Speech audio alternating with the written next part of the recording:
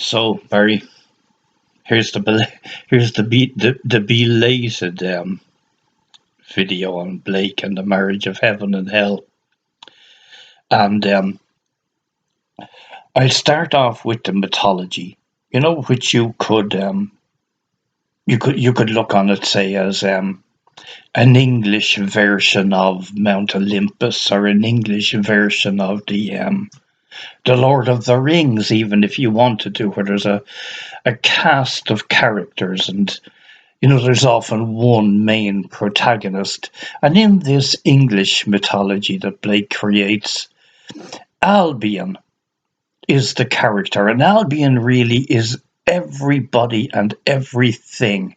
He is, you might say, existence or reality in total. A very English one, of course. And his mental makeup has four elements to it, and they're called Zoas. And some people believe they come after the idea in the book of Ezekiel about the chariots with the spinning wheels, that there were four of those.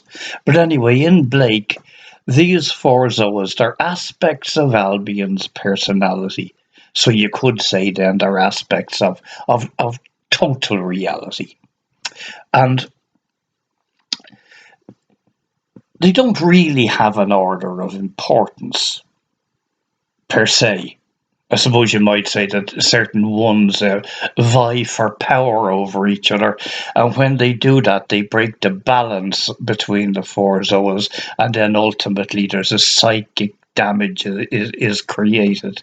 So let's say the first one then is Orthona, and he's the Zoa of imagination, creativity, art, you might say, from a human point of view. There's Tharmas, who is the Zoa of human sensation, all the different things and feelings it is to be alive, to be conscious.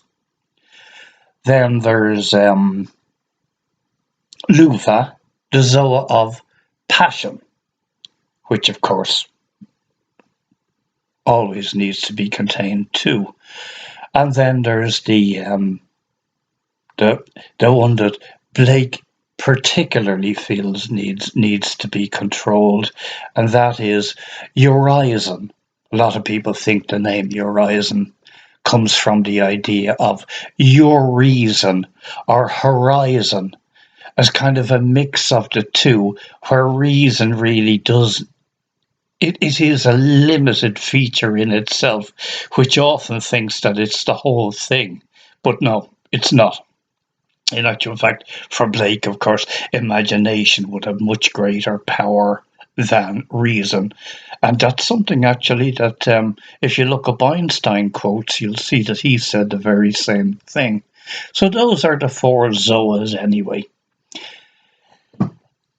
As things trickle down to our level of existence, these Zoas have what you might call avatars.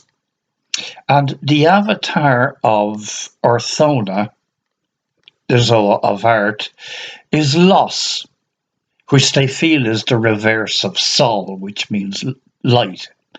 And Los has many sons, but the four most prominent ones are, let me see if I can remember, there is Rintra, of course, who's the very first character mentioned in The Marriage of Heaven and Hell. So we've Rintra, who is a person, a characteristic that's mostly wrathful and angry. And then there's Thea Torman, who's too darn passive altogether. Bit sort of wishy-washy priestly, you might think, over obsessed with sin, and and ending up in the end and causing the sin of doing nothing. Then there's Bromium, who's again is passion down on this level of existence. And then there's Palamabron, who is reckoned to be more or less who Blake might imagine himself to be, a more what would you say, a more sagacious person, a more rounded, we might say, who looks at the bigger picture. So then, the poem starts down with Rintrah and his wrath on the clouds. I think it calls them the swagging clouds. Just these are heavy, preponderant sort of clouds, and that's how the thing begins. So I'm going to stop now because the next part I want to do, where I get into the book a little bit and explain it as I go along. Well, I'll have to go and get the book first and have a quick look over it, and then continue on with the next piece. Okay.